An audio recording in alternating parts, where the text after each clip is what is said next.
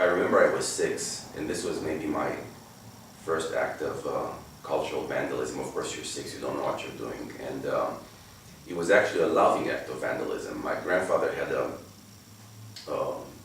small atlas from around the turn of the century in his library, so I pulled it out and it was fascinating. I loved those maps. And there was a map of Italy, so I took a black pen and I outlined very carefully the map of Italy because I thought it has such a beautiful shape, or it looked so to me at the time. And I just like the idea of the map being, I guess, the container, the identity of a much bigger place. You know, I've always been very interested in general in other cultures, so their maps, a lot of times if you can't travel to a place, they become tokens for other places. Even maps of places where I traveled to, I think they're equally fascinating.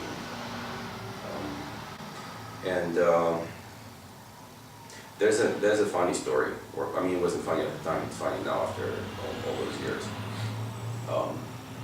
This was years ago, so I was in the art school in Romania after my first year. And I was on the Black Sea, near the border. And I was naive enough to think that nobody's going to bother me. While I was taking pictures, I had a viewfinder, a twin lens reflex that I was taking pictures, you know,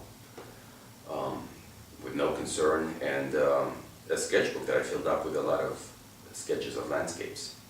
After some Navy soldiers and Border Patrol came to ask me what was I doing, a secret police officer came to interrogate me, and I was interrogated all night.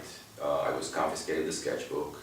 So I think that there's this strange thing about the assumption that art needs to look in a certain way. He even asked me, like, why was I should have drawn, you know, pretty girls on the beach or something like this. And of course I have a different idea about freedom when I think of all those times. You know, then you have to watch your back for several years, and in fact non-stop, you know, until things changed.